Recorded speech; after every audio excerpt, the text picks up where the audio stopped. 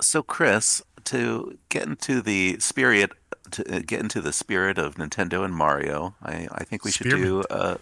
the spirit of Mario. Okay. Uh, The um, Spearmint of Mario. Got it. um, I'm hungry. I thought we'd play a little word association game. So I There will we say a go. word, and you give me the first word that comes to your head, and Okay. let's just see where it goes. So, first word, of course, Mario. Spearmint. Peach. Okay, no, I'll be serious. Apple? Mamma Mia. Pizza. Luigi. Spearmint. Cart. You said heart? Cart. Like a go-kart. Oh, cart. Heart? There you go. Super Nintendo? Brothers.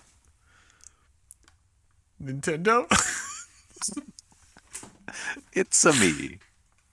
Mario. Yoshi. Eggs? Here we go. Let's it go? That's not one I'm word. It could be. I'm I don't know. tired.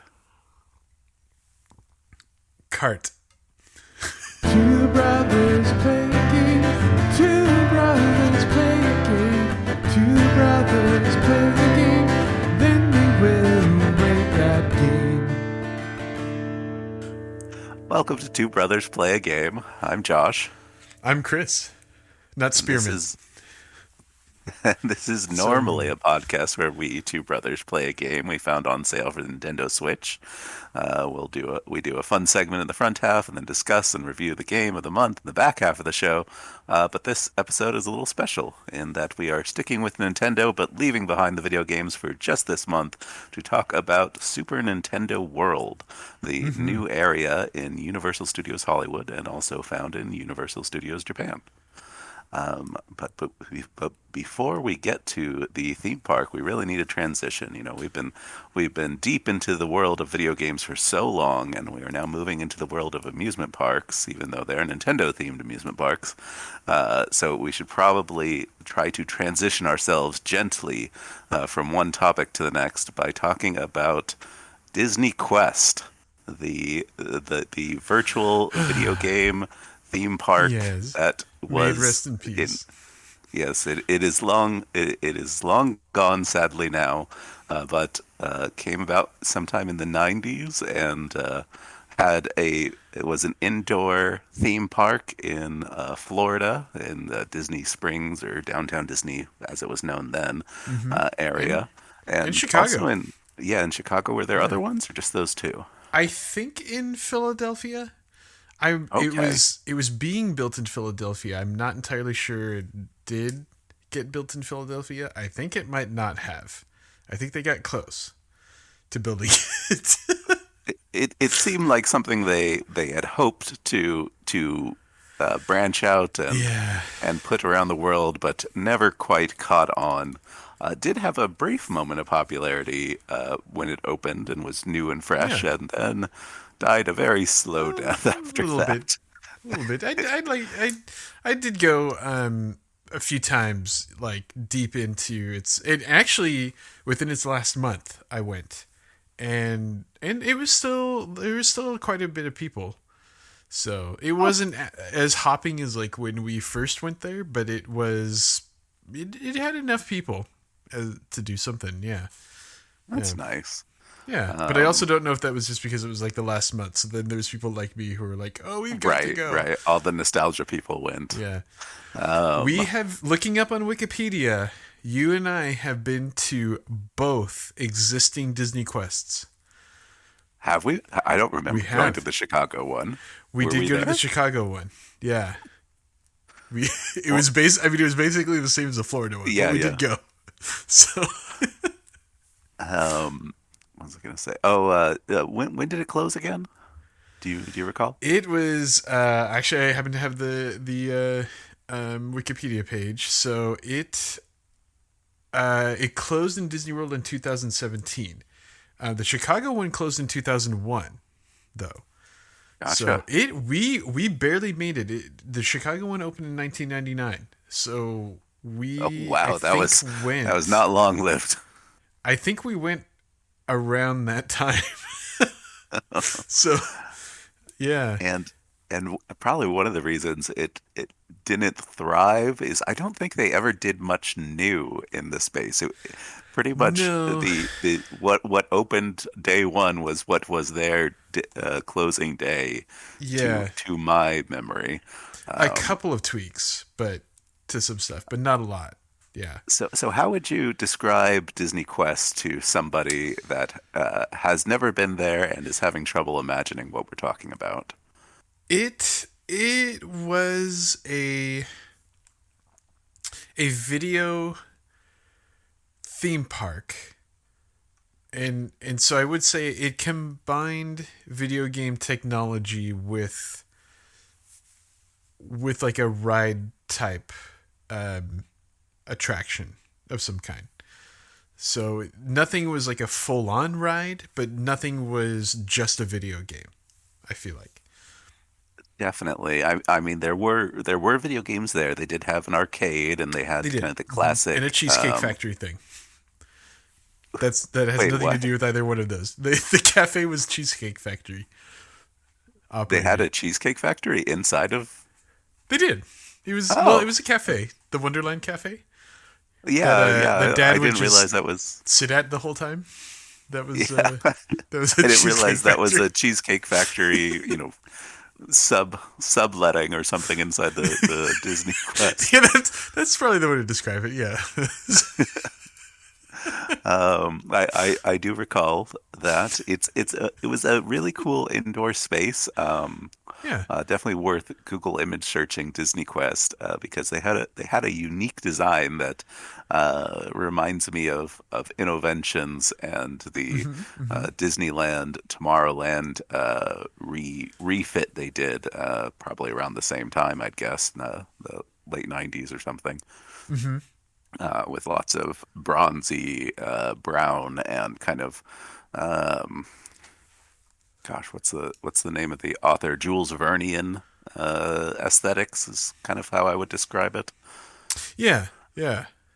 And they had fun attractions. You could they could do pinball and arcade games and ticket games, your skee balls, etc., and prizes, get prizes and tickets. But they also had some very unique attractions, like Cyberspace Mountain was pretty fun. A virtual reality, well, not a simulator roller coaster where you could design your track, you could pick your speed, you could put in as many loops or as few loops as you wanted, and then you could. So once you have designed it, you could then go into a simulator and ride the exact ride you had imagined for yourself. Which would They really go had upside things. down. Yeah, It did go upside down, right? yeah. Well, I Okay. mean, even though it was a simulator, you really did go up. Like you would basically do a somersault Yeah, you inside could of do it. a, Yeah, a full loop or a yeah. corkscrew or many loops as we we sometimes did. Yep.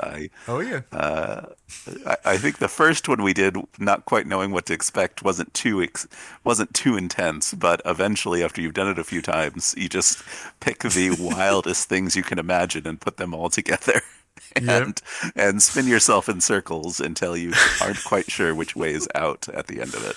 Which I think happened to us. Yeah. That was very fun. I remember there used to be things like this in malls that you would sometimes see where you could design a roller coaster and then step into a simulator and ride the coaster. Malls, another thing that no longer exist for the most part. Uh, Oh, Perhaps these simulators have destroyed everything they've touched.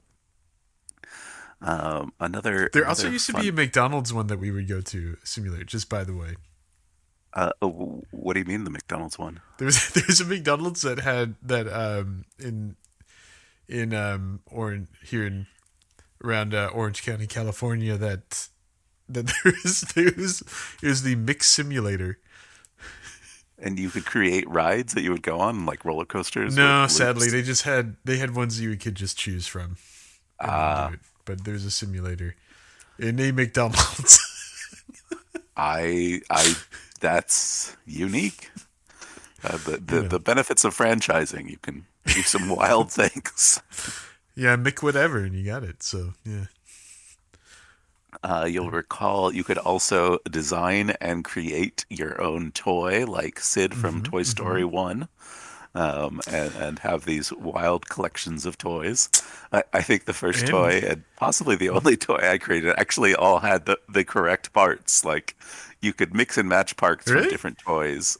I yeah. think the one I made just had one was just the correct parts, and all the different chest and arms and head and legs were just the correct ones. Because I like that toy.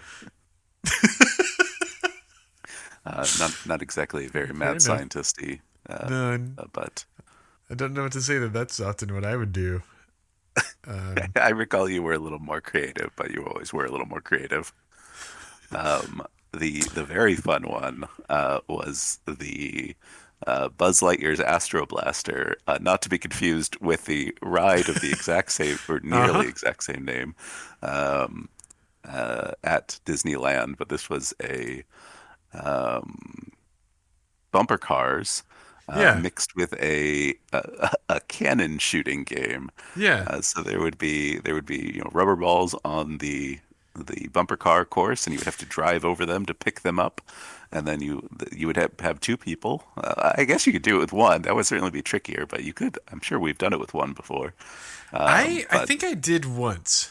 And yeah, it's doable. Yeah. It's not the but one easiest, but it's person doable. one person drives and one person controls the cannon. They load the ball in, and then you can shoot at these big markings on the sides. These are fully enclosed go-karts. You're not just Yes. shooting Yeah. rubber balls at people.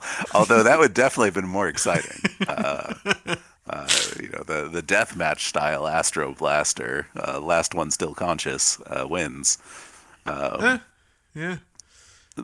But you would try to broadside effectively the other cart, and that would send them uncontrollably spinning in circles for a little bit. Very fun, unique take on bumper cars, and there's just lots of little things like this, like virtual jungle cruise and Aladdin's magic carpet with screens and projections and water jets and We spent many a time with the Inca. I think it was like it was basically like a treasure hunt, but it was with remote control cars that were underground, but you were on top of like a clear, you know, thick plastic floor, so you could see into it, see these cars moving around. But then you had the kiosk with the screen because there's cameras on the cars, and so you went treasure hunting with them and had Yeah, a and so limited it's amount of time. interactive with multiple people, where somebody is watching the car and trying to guide you through the maze while you are Hmm. controlling the car and seeing from the car's perspective.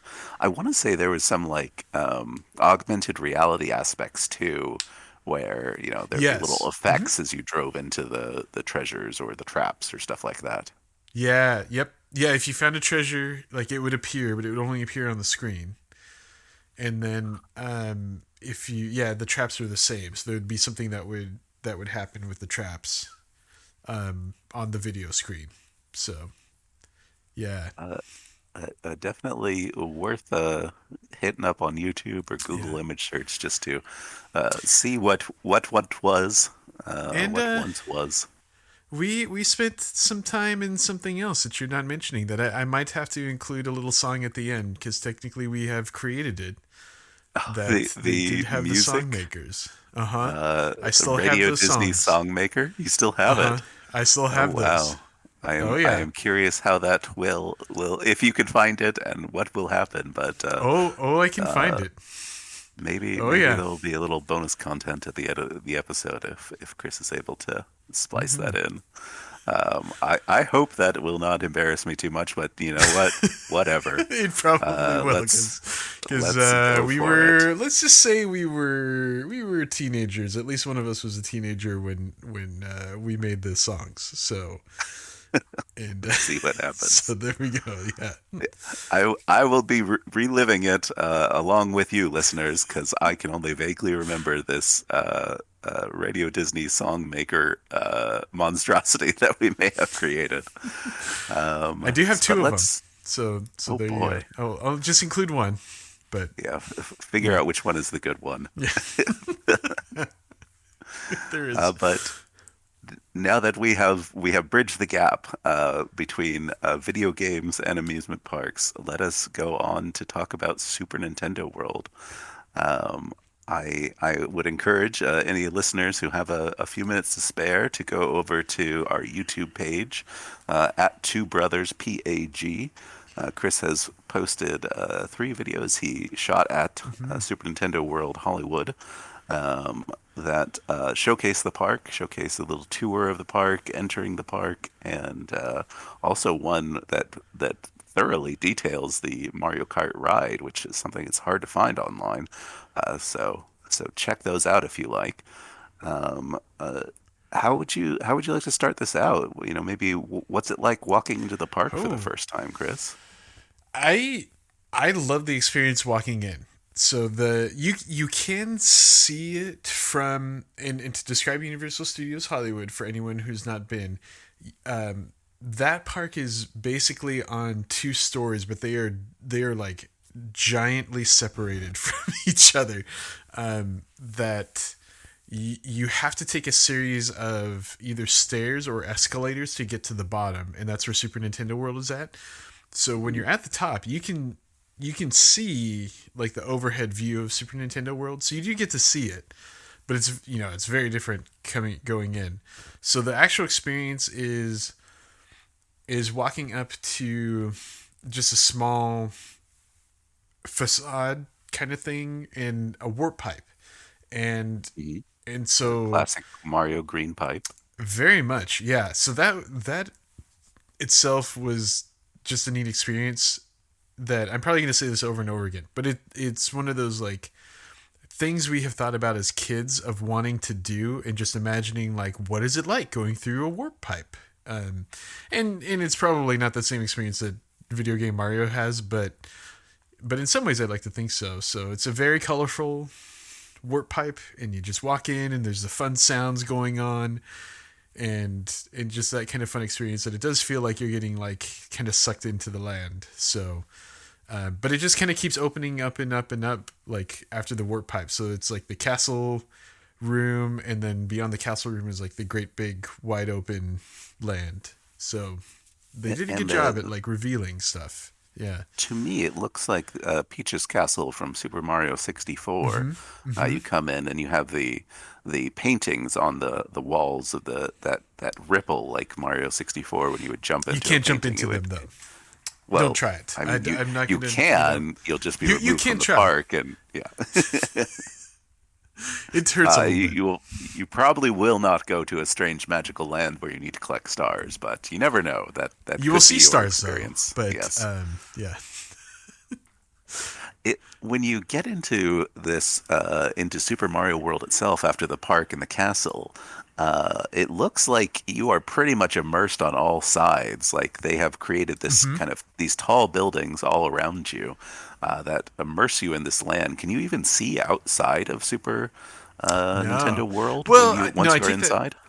I take that back. You can see a little bit um of like be, again because it's like basically a 2 story theme park. You can see the side of a hill, like an actual hill.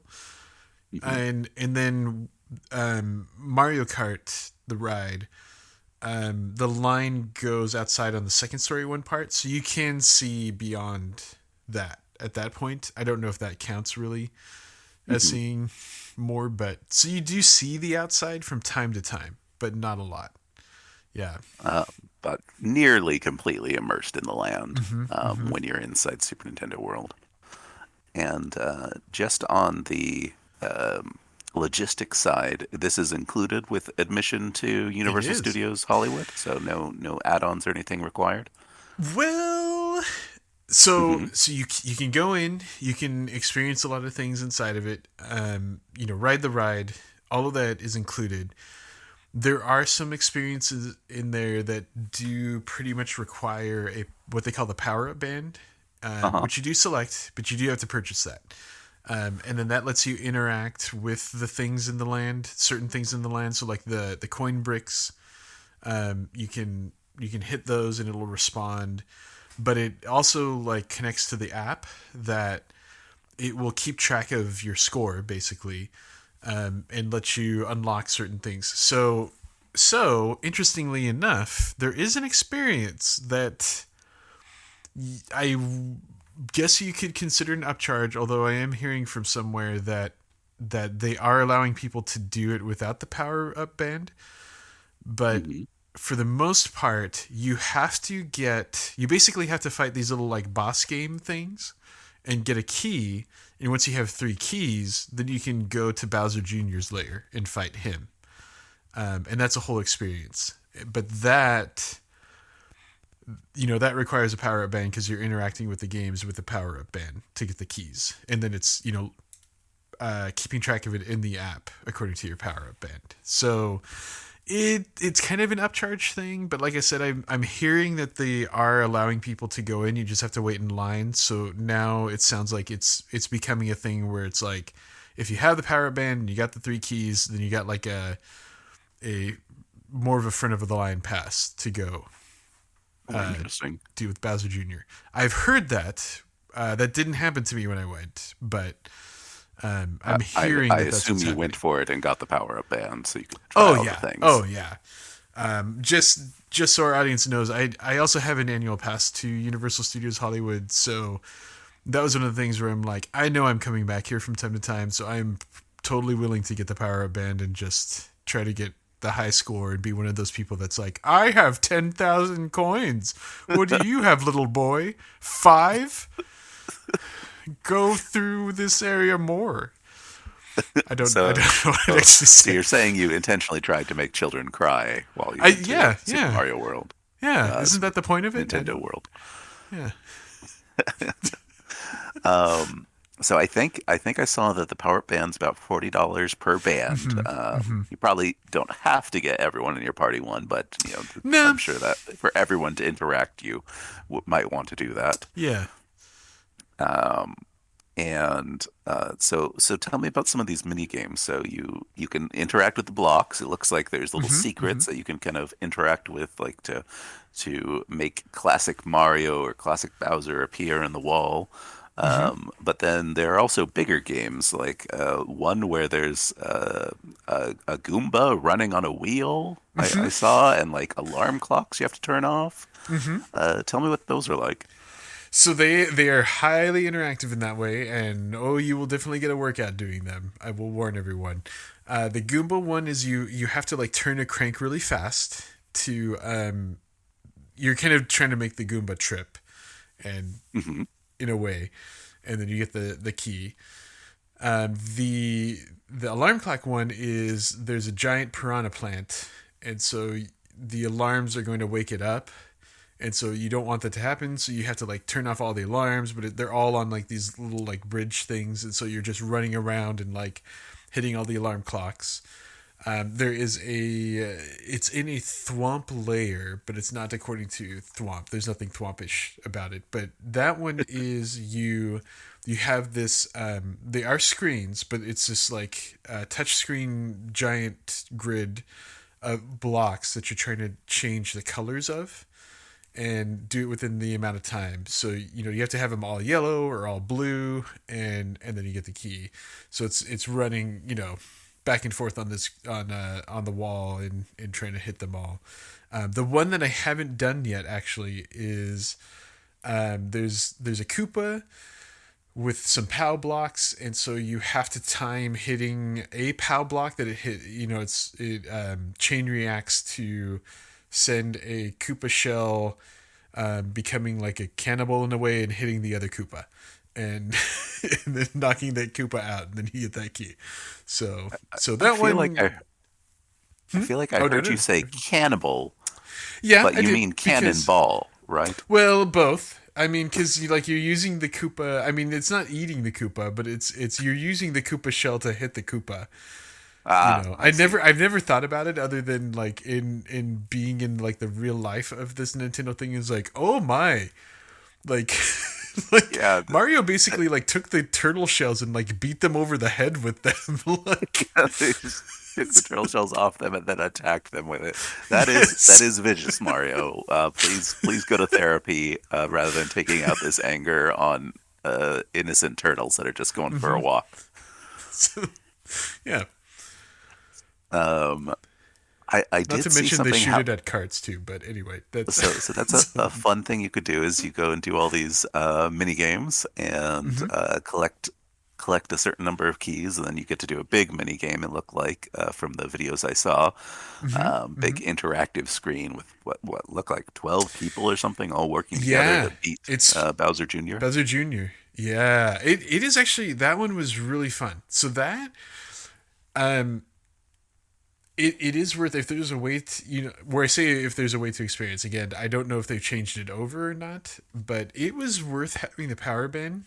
The technology was really remarkable because it really felt like actually being live in a video game. I have heard other people, and I'm taking this thought from another podcast. I will admit, but they were putting it as like if you've ever watched the show, and I know you and I watched this when we were younger, but Nick Arcade. I was just thinking about Nick Arcade, It and was Nick Arcade. It was like the real Nick Arcade with probably much better technology. So yeah. I'm just imagining for anyone that remembers Nick Arcade. I mean, this was a '90s thing by far. So perhaps some of our listeners do not recall it. Yeah. But these kids would play arcade games. They'd get points, and then at the very end, they would go into the arcade, where to the audience. You would see them running around through an arcade, jumping over things like you would in a classic side-scrolling game. I could just imagine what the experience was like for the player, Yes, I though, don't know. because Because they had a green screen. yeah, they probably just had a green screen and they had a little TV in front of them. They were trying to mirror their actions to. That had to be very confusing to Oh yeah. interact with because they never Yeah. did well. Yeah, the Bowser Jr. thing at least is more I mean there's actual visuals. Like you actually see what you're doing, which is which is wonderful. And so it's pretty responsive to what you're doing, which is good. So but like you get to hurl fireballs, on the screen more, but like, you're acting that way. You get to like hurl bombs at Bowser Jr. and you dodge bullet bills and jump and all that sort of stuff. Like you even like you have to like get the mushrooms to grow big again, because if you get hit, you do shrink. Again, just on the screen. Don't worry. But yeah, I think just the amazing, wonderful, like living arcade. It was living in an arcade. Yeah. Very nice. How are the lines for these mini games and attractions? Are they very intense, or is it just walk up and do them because they're quick and anyone can do them whenever? Bowser Jr. was a short line. I happened to go basically like first thing in the morning when I did it, and this was the second day that I went, so I had accumulated a couple keys already and just needed like the third one. So I got the third one, and then went over to Bowser Jr. So by then, like people hadn't gotten their three keys yet, so it was easy to get into there. That was a short line. The game that I waited for that day, and this was opening weekend that I'm describing. I probably waited for the Goomba one like 15 minutes for. It was not too bad.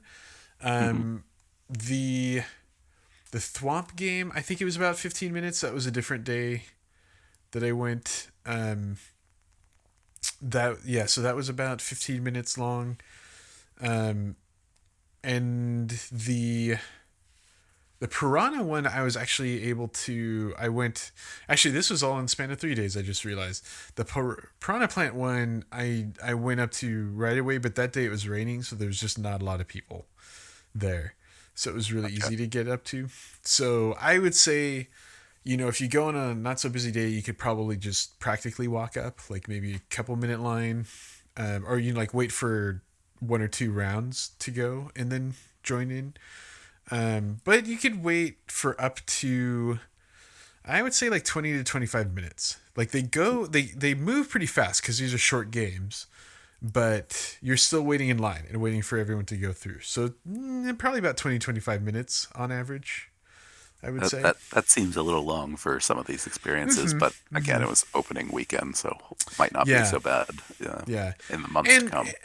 And in the midst of it all, like there's plenty to like look around and see, and fun music and other stuff. Like it kind of depends on how much that entertains you in the line, but it's fun. Yeah. One video I saw on TikTok, I'll link a few TikToks as well as our YouTube channel in our show notes, talked about the land having a capacity and possibly needing reservations for entry. Is that an issue that you've heard about? So, not just an issue, that is how they're doing it. As of right now, it's not going to be forever, but they do realize that it's the most popular thing in the park right now.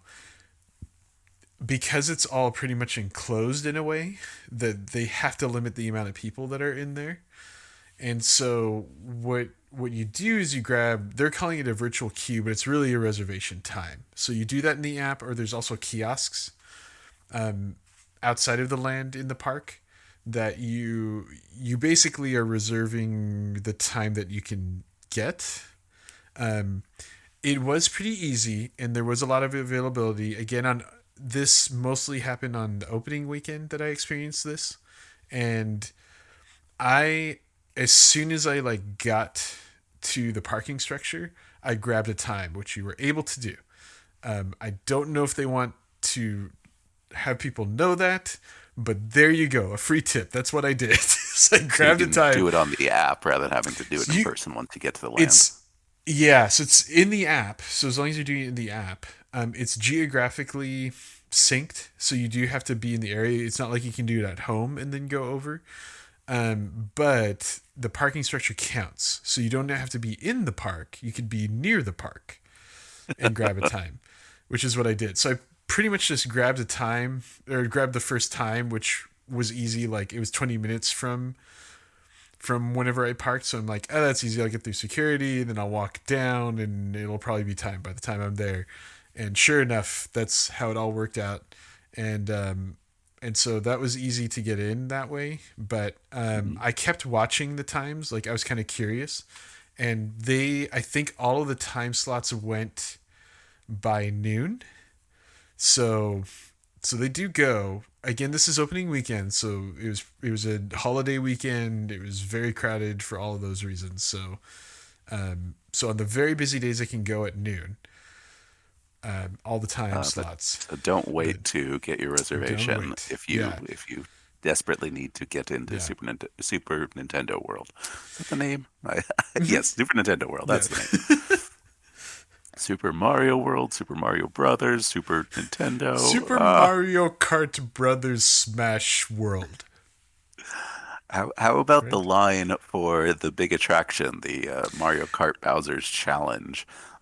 What was that like? So the line is really cool. I will describe how the line is like, and then I'll describe what it's like to go through the line. The line has That's different. It's different. Okay. A little bit. The line has multiple areas that are kind of like through different other parts of the video games.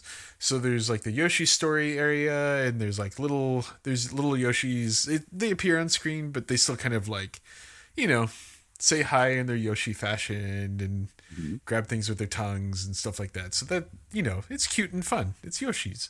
So there's Yoshis in one area.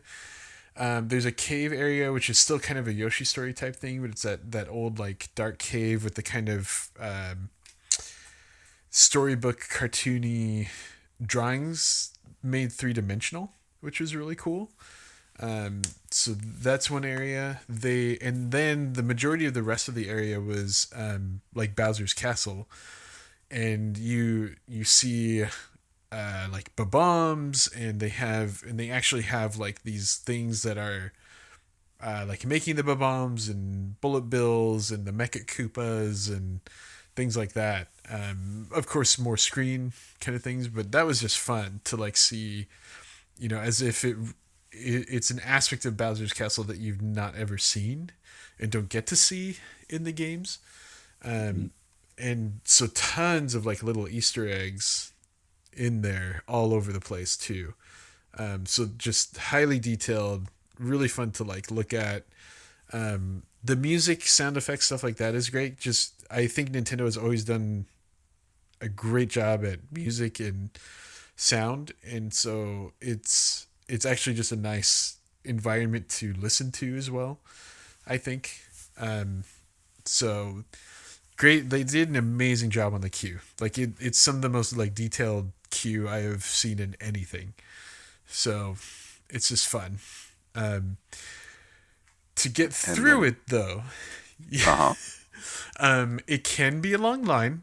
So I keep citing the opening weekend. That got up to 2 to 3 hours for that. I did not wait in the line for that. On the preview day, I probably waited.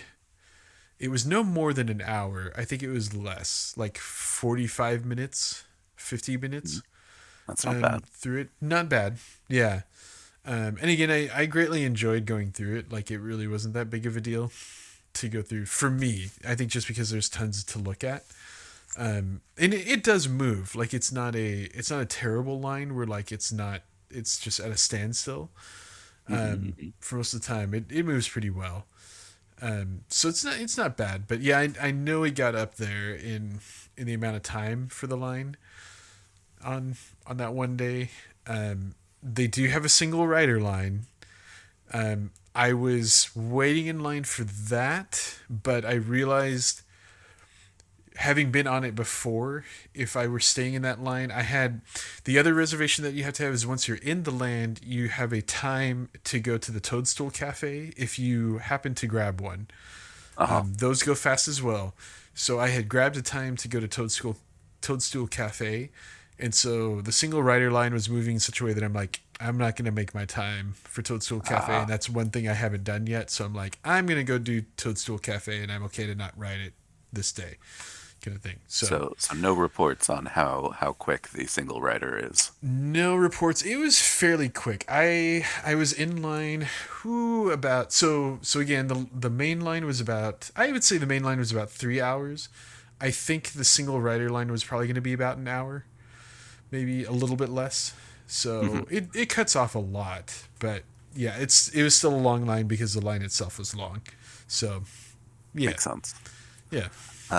So once you arrive at the parking structure, get a reservation for the entrance into Super Nintendo World, and then once you get into Super Nintendo World, if you want to eat at the restaurant, you should probably get a reservation for Toadstool Cafe. And then you can finally begin enjoying the park.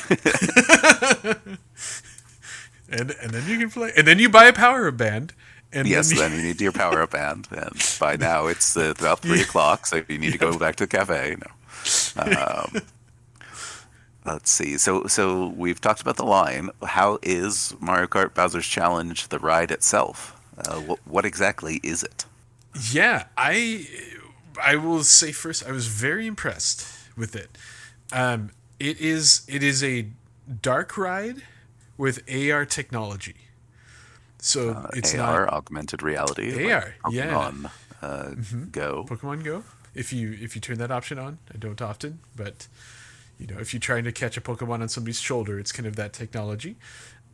So this, so they do have goggles, but it is for the AR thing. So it's not 3D, and it's not all screen either. So basically the characters on the course are in the augmented reality part, but like the rest of it is very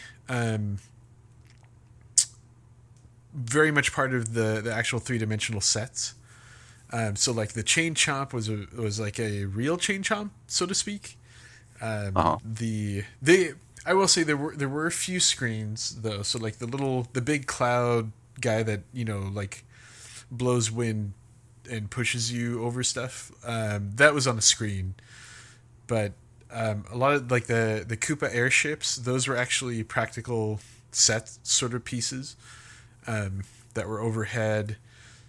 Thwomps were 3-dimensional, stuff like that. So they did a really good job of mixing it where like you don't have to have the goggles on. You could just enjoy the ride and there's things to see and do. But it's greatly enhanced because, you know, you get to grab question mark blocks and, you know, get some turtle shells to shoot at the characters on there. The Rainbow Road ending, sorry to spoil it for everyone, but, you know, it's Mario Kart. There's got to be a Rainbow Road. So the Rainbow Road, Rainbow Road is not as effective unless you have the augmented reality goggles on. Gotcha. It's a lot more fun and cooler with that. But yeah, you could choose to use them or you could choose not to use them, and you still get a great ride. I think either way. But it was tons of fun. Yeah. So as somebody who hasn't ridden the ride but has seen quite a few videos, except for the augmented reality part, because that probably is a little not hard possible to record easily. I think I've seen someone do it, and I've yet to. I will figure it out someday. I might figure it out and have it for everyone. But yeah. Stay tuned to our YouTube channel. Don't go looking at other people's YouTubes. Wait for ours. Wait for ours. So it appears you are in a oversized cart with 4 riders on the attraction. You are going through this dark ride with lots of practical sets and screens that everyone sees the same, but then you have these pretty intense looking goggles over your eyes, like glasses. You can see through them, but they will have a projection of a Mario Kart track in addition. Does that track seem to follow the real world ride? Like does the track go left when your car is going left, or is it completely two different things?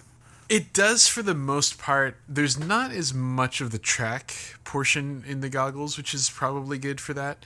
They do a lot of the Mario Kart arrows, and I will say the instructional videos that they have in like your waiting area do instruct you, but not totally well, because this first was in Japan and they knew they were building it here, and so I think they did the instructional videos for just multiple countries so that it's a more pictograph kind of thing than like really explaining things.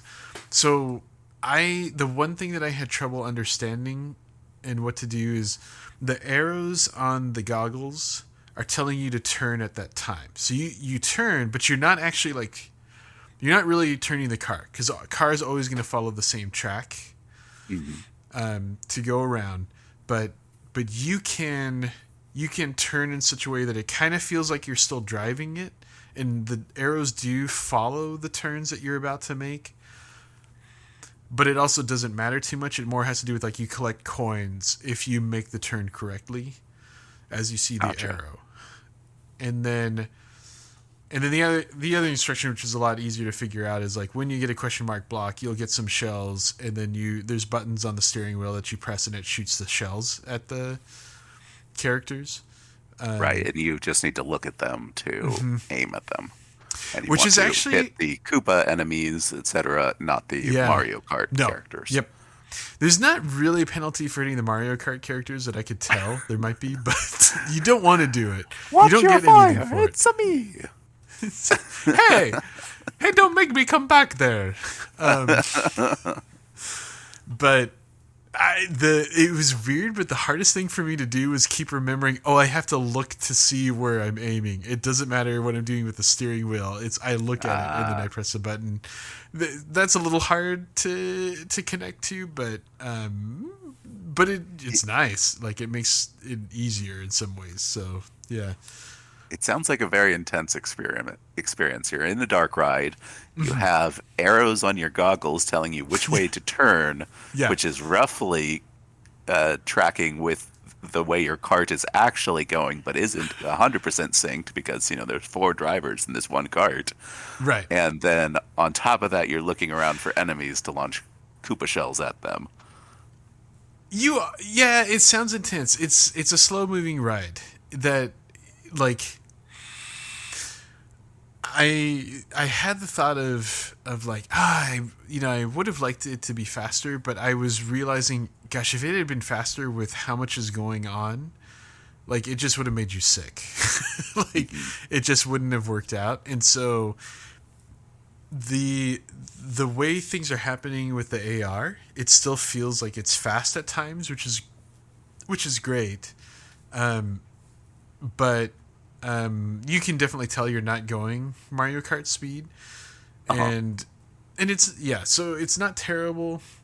I think some people want it to, but I just think there's so much going on, like you're pointing out, that you would just get so sick from it that it's not good, because you do actually spin sometimes if you get hit with a shell or banana peel. You do spin out too, so it's a slow spin, thankfully, but you do spin, like you stop and spin. So imagine that going really fast plus AR and plus trying to do all that stuff. It's like, oh gosh, no, that's a recipe for complete disaster. So that's not good. It kind of reminds me of and we've spoken about this on the podcast a little bit before, but a Mario Kart Live home circuit Switch video game, a Nintendo Switch video game, where you have this AR toy remote control car that you can set up a course in your own home and then drive around on it. Have you tried that yet, Mario Kart Live? I haven't tried it yet. I've thought about it, and I've looked into it enough to know it. It feels like it might be a similar idea, just on a much grander scale of this AR Mario Kart experience. One other thing I noticed when I was looking at Super Nintendo World Japan is there's another ride. There's a Yoshi ride that they have another in the ride. Hollywood Park. It's not in the Hollywood Park. Yeah, they got another ride. Yeah. Oh man, and no plans to open that up. No work in progress that you can see. Not in Hollywood. They did announce that a Super Nintendo World will be built in Florida. It's unknown. There's speculation, but it's unknown exactly what's going there. But most likely, it's going to be a bigger version of the one in Hollywood. So Hollywood's probably going to end up being the smallest version. It's pretty landlocked, the whole park, so it's hard to have a lot. And so the speculation is that they will have the Mario Kart ride, the Yoshi ride, and a Donkey Kong roller coaster, supposedly Donkey Kong Country. That sounds fun. That is speculation. Anybody who's listening, don't take that as like we are saying that's for sure. We don't know. But what Chris is saying for sure is they're going to load an entire roller coaster train into a wooden barrel and launch the entire thing through the air. Yeah. Okay. Yeah. And you have to like somersault and collect bananas and fight giant alligators and do you know much about the Yoshi ride in Japan? From the little I Yeah. saw, it kind of reminds me of like Alice in Wonderland dark ride from Disneyland. Is that what you'd say? Yeah, I've watched some videos of it because I had kind of heard that we were not going to get it, and so that made me curious. Like I didn't watch any of the Mario Kart videos in Japan, thinking like, okay, we're going to get that. I'm going to ride it, so I don't want anything to be spoiled. And the Yoshi ride, it's really cute.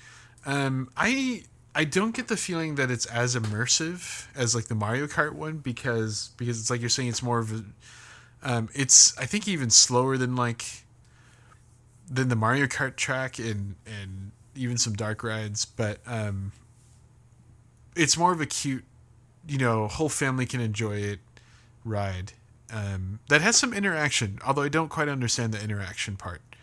But Interesting. You like press a button for eggs, but I don't understand when you push the button for eggs or like what they actually do. But wait, it does something. You're saying every ride doesn't have a push button to get eggs button? No. Oh, Wouldn't that what be button have wonderful, I though? been pushing on all these rides all these years? My goodness. On Mr. Toad's Wild Ride? I don't Yeah. know. Mr. Toad's Wild Ride with looking for eggs. Yeah. How about looks like there are three characters you can meet in Super Nintendo World: Mario, Luigi, and Peach. Did you get a chance to interact with them at all? Looks like they animate and talk and have moving mouths. Is it are they pretty high caliber, high quality, like the talking Mickey that was introduced a few years back? Yeah, maybe not quite as much to say, but I was impressed by like the animation that they had, and that they were able to say like quite a bit of things. It felt, I mean, it really felt like they had come to life. It like that was very pleasing to see. What was really cool too is they kind of had like introductions for all of them as they would come out. So that was kind of fun. Like, it's Mario, here's the start of a level, but it's just he's gonna stand there and take pictures with you, kind of thing. So those, I'm kind of picturing like Aladdin, somebody, make way, it's Mario, something like that. Yep, just less monkeys. That's all. But yeah, no, I was very impressed. I was very glad for how they made them, and that it's, I feel like it's easy to make character costumes be scary. Like, these are not scary. Very creepy. Yeah.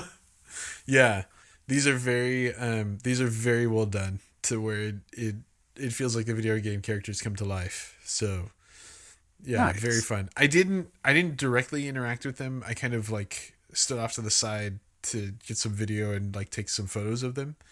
I know that sounds suddenly creepy the way I said that out loud, but that like more paparazzi style, that still sounds terrible. So anyway, You do theme park reporting. It feels appropriate within that context. I do. So I take photos of characters, from bushes and stuff. But that's yeah. But like you're still able to like hear some of their voice and interactions, and especially for like that kind of introduction time. It's a very like few second show type thing, but they kind of like dance along to the music, and then it's like, it's me, Mario, and come up to get photo, press start to get photo, like that kind of thing. And then you can manipulate his nose and cheeks and twist his face out of proportion. Oh, they need that in Super Nintendo World. They just need like in the castle like this interactive painting one of that. Oh, Mario face. Yeah, they need The Mario stress face. ball Mario that you can pull out of proportion. Do yeah. And you talked about it earlier. Tell us about one of the other big features, Toadstool Cafe, the restaurant there. Yeah, the restaurant the restaurant environment is super fun. It is Toad. He has opened a cafe. So when you're in the line to wait to order, there's like a little screen that's with his kitchen, and he comes in, and says, like, I don't know if I can do a Toad impression. I'm gonna attempt. Everyone, be forewarned. You might want to like skip ahead because this might be terrible. But like, it's his. Hi, it's me, Toad. I'm making you soup. And then he I'm not goes laughing at away you. I'm after laughing a while with you. I because- swear. So there's Toad, and he does that, and like kind of talks to you in a way in the line and stuff. But it's cute. It's Toad. Toad's cute. So he does stuff. Nice. The details were really fun because they had all the like power up items in the back of the registers. As if like you're in. It felt more. That part felt more like the Toad shops from like Super Mario Brothers 3 and I think like the DS games and stuff. Like, it felt like you're in the Toad shop. So that was fun. There's a couple areas where you can use your power up band and get some more coins. I will give everyone that little hint. While you're waiting to order, there's a couple of places for that. And then once you're in the main dining area, when you sit down, there's quite a few different screens going on. So some of them look into like the Toad Village, and some of them look into the kitchen, and most of the time they're kind of like, happy walking around doing stuff, and then it's like a continuous video. And so at one point, like, Bowser goes and attacks with his airship and sends like Bullet Bill, so it turns dark and like everybody's getting blown up, and like truly the Toads are getting like blown up. They're okay, but they're getting blown up, and the kitchen gets blown up, So and how then do everything they, goes back to normal. so just like a snap, like you don't see them cleaning up after the attack or anything. It just all of a sudden everything's normal again. Kind of magic, kind of a little bit of cleanup, but a little bit of just like it goes back to normal. Yeah, yeah. So, yeah. Interesting. Yeah. How was the food? What did you order? So I ordered the kids' meal, which was a small burger, a small corn on the cob, some broccoli. I know that sounds weird, but they did a nice little feature of like there was a corn on the cob that was surrounded by broccoli, so it kind of looked like one of the level hill sort of things. Okay. And they put a flag in on top of that, and then there's a little Mario on top of the burger. I did keep those. You can keep those, and sort of like the prize toy for them. And then it came with a coin block cookie.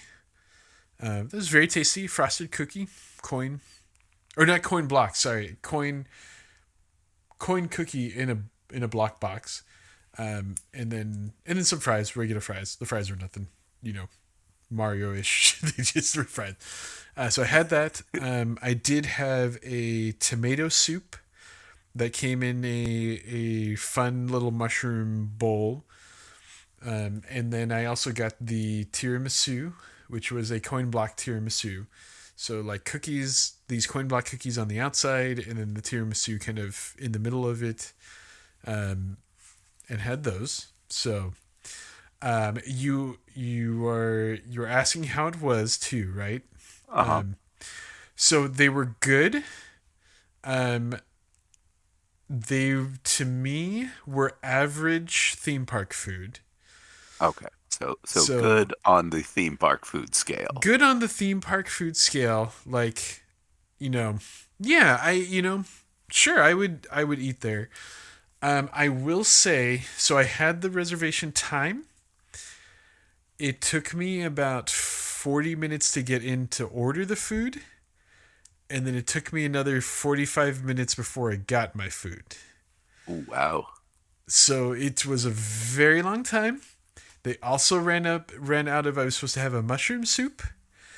And they ran out of that. And so they had to give me the tomato soup instead. Gotcha. Which they did offer some other things, but I'm like, I want to see the soup. I want to see this bowl. So there was, I will say, again, this was opening weekend. So this was very much the opening of it all. And they were still working out kinks and everything. I would put it this way, is that I'm hoping by now they have worked out all the kinks of that, because yeah, it just took a really long time to get the food. I'm not saying the food was bad. I would put it this way: if I would wait a half hour for the food, I would be okay with that. From like waiting in line to order, and then getting the food. If it were a half hour total, totally fine. More than that, almost 90 minutes. It was 90 minutes for sure. before I got food. I am sorry to say, not worth the 90 minutes to get the food. The food. I am glad that I went, because the environment was really cool. I would put it this way, is like, I am probably not going to eat there for a while. The next time I go, I'm not going to eat there or try to eat there. There are a lot of good places in Universal Studios to eat in general. So it's one of those, like, if you really, really, really want to go see Toadstool Cafe, this is your one chance to do it. I would recommend it. Like, it was just a really fun, neat environment to eat at. Bring a snack for while you're waiting for your food. As weird as that is to say, you should probably have something while you're waiting. Yeah. Keep that blood sugar up. It's going to be a while. I unfortunately I did not, and that was I almost was going to demand my food, but it was like for the sake of not passing out. Yeah. Yeah.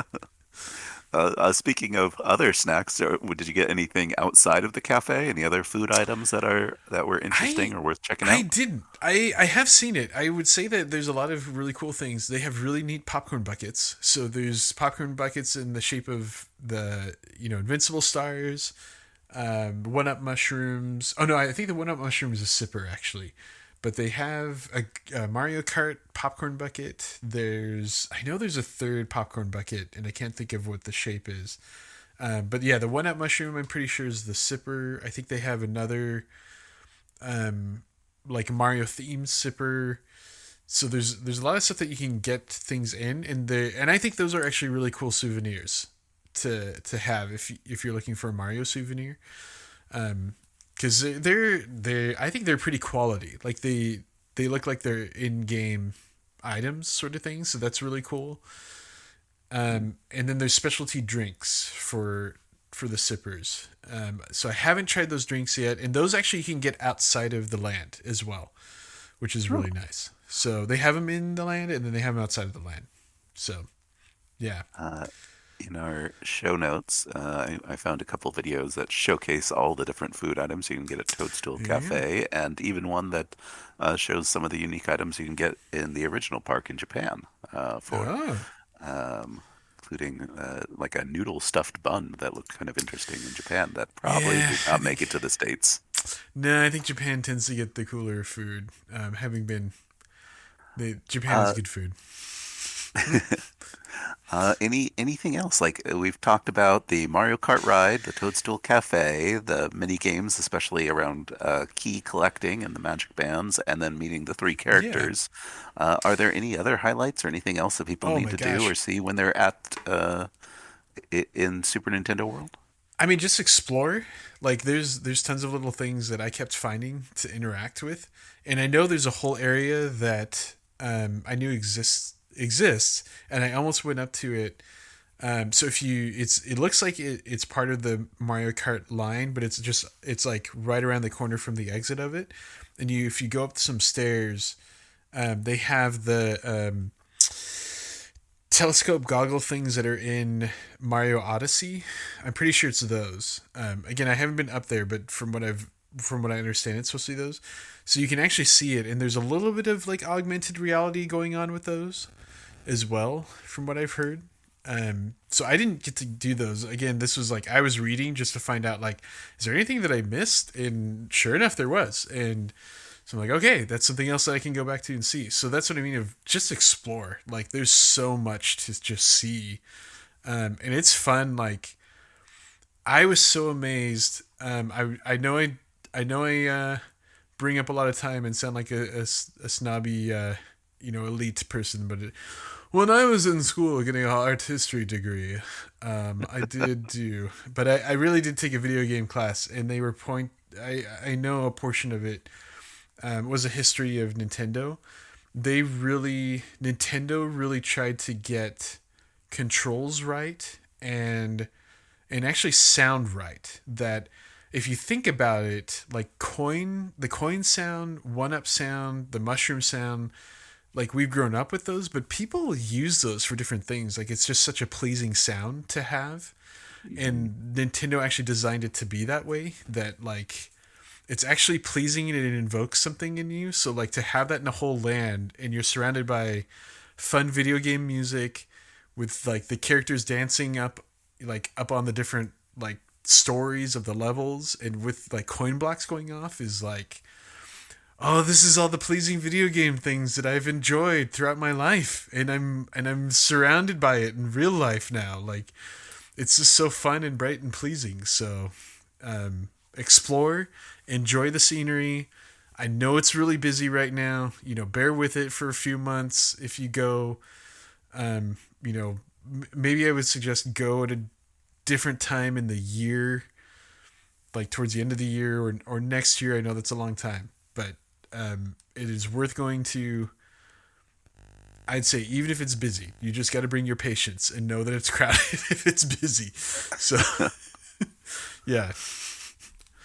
And don't forget your park reservation from the parking lot, your Do it from the Toadstool parking Cafe lot. reservation as soon as you get there. But you have to walk up. You have to And- walk right up to the cafe, and there's gonna be someone there, and they just hand you a slip of paper.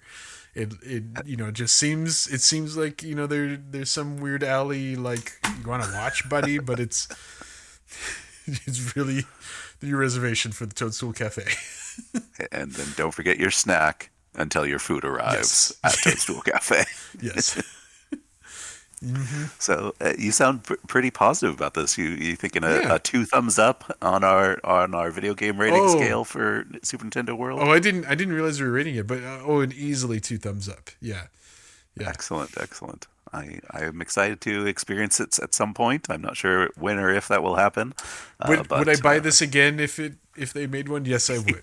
Yes. Okay, would you pay full price or would you wait for would pay full Super price. Nintendo World at 50% off? On sale. I will put it this way. I have considered, and even having gone 3 times already, Universal Studios right now is doing, if you pay $20, you can get in before the park opens, just to Super Nintendo World, but you get in like for a half hour just experiencing it. I have thought about that might actually be worth it. Like I will pay Interesting. $20. So I will pay more than full price to go back there. Every minute. So You there can you get the go. collector's edition of the park Yes. experience. That is kind of cool. Can you get in line for your rides and stuff before You can. everyone else with that? I am guessing you could probably make it through all the little mini games, and then get in line for Mario Kart, but probably not even like a long line at all. So you could probably half hour. You were probably making through everything. Yeah. Wow. And getting your Toadstool Cafe reservation could be well spent. Next our next podcast is actually going to be another mini episode coming up Yeah. in a couple weeks. We're going to continue our Chrono Trigger recap from memory podcast, and then after that we're back to video games. Since it's been a little while since we have had a video game episode now. We are going to do a very beefy role-playing game, Tales of Vesperia Definitive Edition.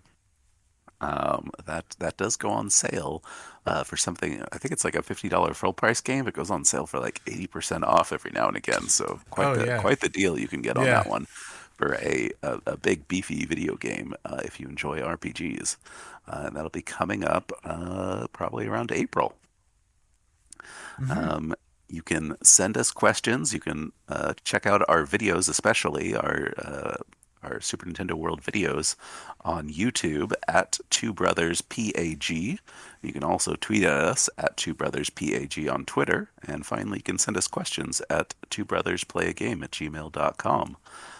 If you're enjoying it, please like and subscribe on YouTube and review us on iTunes. That would be greatly appreciated. And you know what? We've been going a little long, so I think we should just cover one last point of business before we wrap up. Oh yeah. I've been meaning to ask you. This segues perfectly fine from what we were just talking about. In the event you were ever secretly taken hostage and were able to call me, but were told to make it seem like everything's perfectly fine, you were fine. What kind of code phrase do you think you'd tell me so that I'd know you're in trouble? It has to be pretty good. I think it would be mountains are nice. This is the life.